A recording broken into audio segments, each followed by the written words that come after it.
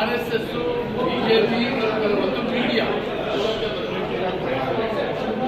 ಸಂವಿಧಾನದಲ್ಲಿದ್ದಂಥ walk ಸ್ವಾತಂತ್ರ್ಯವನ್ನು ಬೆಸೆಯುವಂಥ ಈ ಬಿಲ್ಲನ್ನು ಇವತ್ತು ಡಿಬೇಟ್ ಇಲ್ಲದೆ, ಚರ್ಚೆ ಇಲ್ಲದೆ ಅಂಗೀಕಾರ ಮಾಡುವ ದುಸ್ಸಾಹಸವನ್ನು ಇವತ್ತು ಮಾಡಿದ್ದಾರೆ.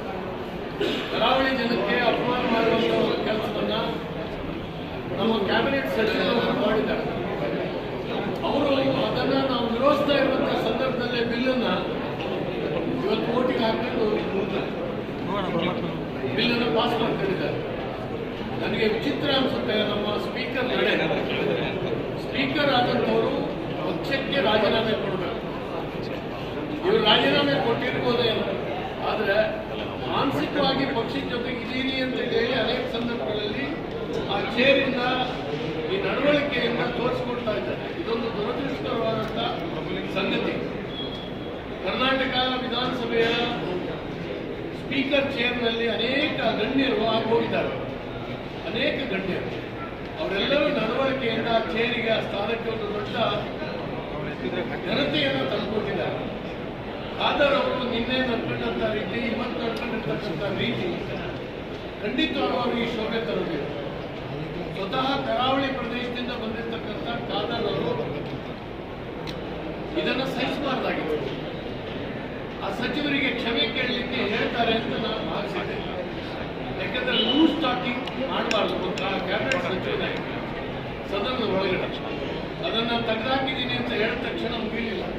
ಇಡೀ ಕರಾವಳಿ ಪ್ರದೇಶ ಏನಿದೆ, ಆ ಜನರನ್ನ ಆಯ್ಕೆಯಾಗಿ ಬಂದಿರತಕ್ಕಂಥದ್ದು ಅವರಿಗೆ ಅಪಮಾನ ಮಾಡುವಂತಹ ಕೆಲಸ ಇವತ್ತೇನು ನಡೆದಿದೆ, ಅದನ್ನು ಸ್ಪೀಕರ್ ಆದಂಥವರು ಸಹಿಸಬಾರ್ದಾಗಿತ್ತು.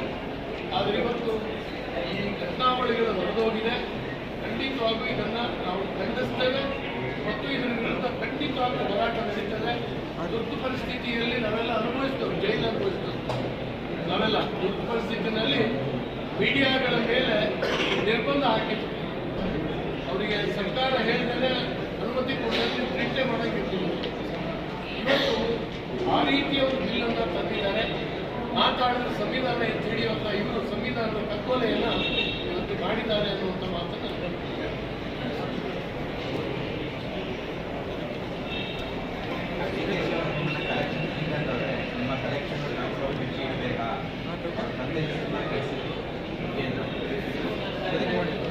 ಡಿ.ಕೆ. ಶಿವಕುಮಾರ್ ಅವರು ಮನ ಬಂದಂತೆ ಇವತ್ತು ಮಾತನಾಡಿದ್ದಾರೆ.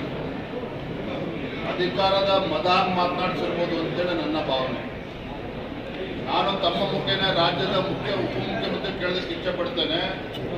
ಈ ಸರ್ಕಾರದ ಯೋಗ್ಯತೆಗೆ ಬೆಂಗಳೂರಿನಲ್ಲಿ ರಾಜ್ಯದಲ್ಲಿ ಒಂದು ಗುಂಡಿ ಮುಚ್ಚೋದಕ್ಕೂ ಕೂಡ ಸಾಧ್ಯ ಆಗಿಲ್ಲ. ಇವತ್ತು ಭ್ರಷ್ಟಾಚಾರದ ಬಗ್ಗೆ ಮಾತನಾಡ್ತಾರೆ.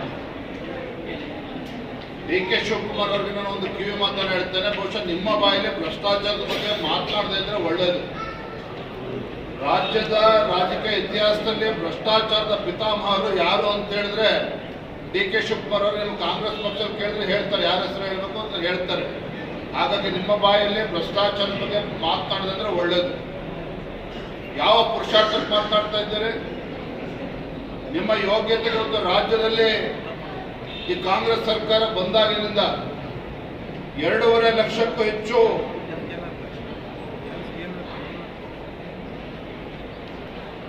ಹುದ್ದೆಗಳು ಹಾಗೆ ಉಳ್ಕೊಂಡಿದ್ದಾವೆ.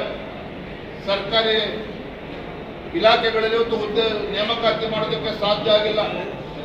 ನಿಮ್ಮ ಸರ್ಕಾರ ಸರಿಯಾದ ಕ್ರಮವನ್ನು ಕೈಗೊಳ್ಳದಿರ್ತಕ್ಕಂಥ ಪರಿಣಾಮವಾಗಿ ನೋಡಿ, ಇವತ್ತು ದಾವಣಗೆರೆ ಜಗಳೂರು ತಾಲೂಕು ಮಂಜಿನಪ್ಪ ಇವತ್ತು ಒಬ್ಬ ನಿರುದ್ಯೋಗ ಯುವಕ ಆತ್ಮಹತ್ಯೆ ಮಾಡಿಕೊಂಡಿದ್ದಾನೆ. ಕಾರಣ ಏನು? ಈ ಸರ್ಕಾರ ಬಂದಾಗಿನಿಂದ ಇವತ್ತು ಖಾಲಿ ಹುದ್ದೆಯನ್ನು ಭರ್ತಿ ಮಾಡ್ತೇವೆ ಅಂತ ಹೇಳಿಕೊಂಡು ಖಜಾನೆಯಲ್ಲಿ ದುಡ್ಡಿಲ್ಲ ಅಂತೇಳಿ ಒಳ ಮೀಸಲಾತಿ ನೆಪವನ್ನು ಮಾಡಿಕೊಂಡು ಹುದ್ದೆಯನ್ನು ಭರ್ತಿ ಮಾಡೋದಕ್ಕೆ ಸಾಧ್ಯ ಆಗ್ತಾ ಇಲ್ಲ. ನಿಮಗೆ ಖಜಾನೆ ಖಾಲಿ ಆಗಿದೆ ಅಂತ ಹೇಳಿದ್ರೆ ಸಿಟ್ಟು ಬರ್ತದೆ ನಿಮಗೆ. ಇವತ್ತು ಮುಖ್ಯಮಂತ್ರಿಗಳ ತವರು ಜಿಲ್ಲೆ ಚೈತ್ರ ಬಿ, ಕುರುಬೂರು ಗ್ರಾಮ, ಟಿ. ನರಸೀಪುರ, ಮೈಸೂರು ಜಿಲ್ಲೆ. ಈ ಯುವತಿ 32 ಬಾರಿ ಖೋ ಖೋ ಸ್ಪರ್ಧೆಯಲ್ಲಿ 32 ಬಾರಿ ರಾಷ್ಟ್ರ ಮಟ್ಟದಲ್ಲಿ ಅಂತಾರಾಷ್ಟ್ರ ಮಟ್ಟದಲ್ಲೂ ಕೂಡ ಸ್ಪರ್ಧೆಯಲ್ಲಿ ಭಾಗವಹಿಸಿದ್ದಾರೆ. ಇತ್ತೀಚೆಗೆ ಅಂತಾರಾಷ್ಟ್ರೀಯ ಮಟ್ಟದಲ್ಲೂ ಕೂಡ ದೇಶಕ್ಕೆ ಒಂದು ಒಳ್ಳೆ ಹೆಸರನ್ನು ತರುವಂತ ಕೆಲಸ ಚೈತ್ರ ಬಿ ಮಾಡಿರುವಂಥದ್ದು. ಈ ನಾಚಿಕೆಡಿನ ಕಾಂಗ್ರೆಸ್ ಸರ್ಕಾರ ಮಾಡಿರೋದೇನು ಗೊತ್ತಾ? ಅಂತ ಒಂದು ಪ್ರತಿಭೆ ಇರ್ತಕ್ಕಂಥ ಯುವತಿಗೆ ಅಕ್ಕಪಕ್ಕ ರಾಜ್ಯದವರು ಆ ರಾಜ್ಯದ ಆ ಹೆಣ್ಮಕ್ಳೇನು ಖೋಖೋ ಸ್ಪರ್ಧೆಯಲ್ಲಿ ಭಾಗವಹಿಸಿದ್ರು ಅವ್ರಿಗೆ 1 ಕೋಟಿ 2 ಕೋಟಿ ಒಂದು ಪ್ರಶಸ್ತಿನ ಕೊಟ್ಟಿದ್ದಾರೆ. ಈ ಲಜ್ಜೆಗೆಟ್ಟ ಕಾಂಗ್ರೆಸ್ ಸರ್ಕಾರ ಕೇವಲ 5 ಲಕ್ಷ ಕೊಟ್ಟಿರುವಂಥದ್ದು. ಚೈತ್ರ ಬಿ ಆ ಯುವತಿ ಏನ್ ಮಾಡಿದ್ದಾಳೆ, ಖೋಖೋ ಏನ್ ಮಾಡಿದ್ದಾಳೆ ಹುಡುಗಿ ಅಂತ ಹೇಳಿದ್ರೆ 5 ಲಕ್ಷ ಸರ್ಕಾರದ ಮುಖಕ್ಕೆ ವಾಪಸ್ ಬಿಸಾಕಿದ್ದಾಳೆ.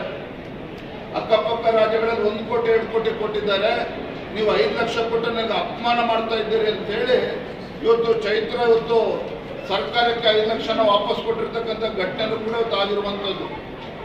ಇದು ಖಜಾನೆ ಖಾಲಿ ಆಗಿಲ್ಲ ಅಂದ್ರೆ ಮತ್ತೇನು, ಖಜಾನೆ ಖಾಲಿ ಆಗಿದ್ದರೆ ಈ ರೀತಿ ಮಾಡ್ತಾ ಇರುವಂಥದ್ದು. ಇದೇ ಮಂಡ್ಯ ಜಿಲ್ಲೆ ಸ್ವಾತಂತ್ರ್ಯ ಯೋಧರಿಗೆ ಕಳೆದ 8 ತಿಂಗಳಿಂದ ಗೌರವಧನ ಕೊಡೋದಕ್ಕೆ ಆಗಿಲ್ಲ ಕಾಂಗ್ರೆಸ್ ಸರ್ಕಾರಕ್ಕೆ.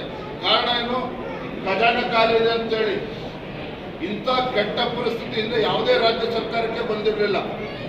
ಇವತ್ತು ಖಜಾನೆ ಖಾಲಿ ಅಂತ ಹೇಳಿದ್ರೆ ಪಾಪ ಮುಖ್ಯಮಂತ್ರಿಗಳಿಗೆ ಉಪಮುಖ್ಯಮಂತ್ರಿಗಳಿಗೆ ಸಿಟ್ಟು ಬರ್ತದೆ. ಯಾವನಿಗೂ ದಬ್ಬಾಳಿಕೆ ಮಾಡ್ದಂಗೆ ಬೆದರಿಕೆ ಹಾಕ್ದಂಗೆ ಡಿ ಕೆ ಶಿವಕುಮಾರ್ ನನಗೆ ಹಾಕೋದಕ್ಕೆ ಬರಬೇಡಿ. ನಾನು ಒಬ್ಬ ಜನಪ್ರತಿನಿಧಿ ಇದ್ದೇನೆ, ಒಂದು ರಾಷ್ಟ್ರೀಯ ಪಕ್ಷದ ರಾಜ್ಯದ ಅಧ್ಯಕ್ಷನೂ ಕೂಡ ಇದ್ದೇನೆ.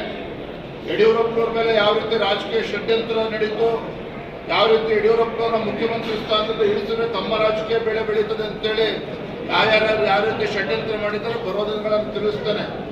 ಆದರೆ ಡಿ ಕೆ ಶಿವಕುಮಾರ್ ಅವರು ಒಂದು ಜವಾಬ್ದಾರಿ ಸ್ಥಾನದಲ್ಲಿ ನಿಂತ್ಕೊಂಡು ವಿರೋಧ ಪಕ್ಷದವರು ಎತ್ತಿರ್ತಕ್ಕಂಥ ಪ್ರಶ್ನೆಗೆ ಉತ್ತರ ಕೊಡ್ತಕ್ಕಂಥ ತಾಕತ್ತಿದ್ರೆ ಬಂದು ಸದನದಲ್ಲಿ ಮಾತನಾಡಲಿ.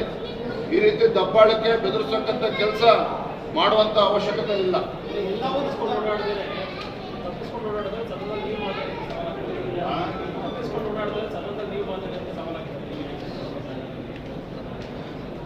ಸದನದಲ್ಲಿ ನಾನು ಎಲ್ಲ ದಿನಗಳು ಸದನದಲ್ಲಿ ಕಳೆದ 2 ದಿನ ಮಾತ್ರ ದೆಹಲಿ ಪ್ರಯಾಣ ನಿಮಿತ್ತ ನಾನು ಬರೋದು ಸಾಧ್ಯ ಆಗಿಲ್ಲ.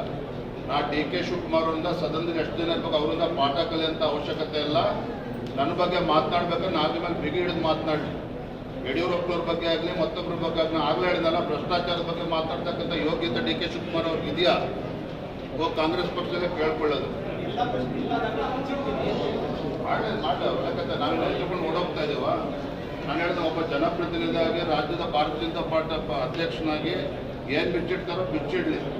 ಇವ್ರ ಹಣೆ ಬರ ಏನಂತೇಳಿ ಇಡೀ ದೇಶದ ಜನತೆ ಗೊತ್ತಿದೆ. ಅವರಿಂದ ಪಾಠ ಕಲಿಯೋ ಅವಶ್ಯಕತೆ ವಿಜೇಂದ್ರನಿಗಿಲ್ಲ.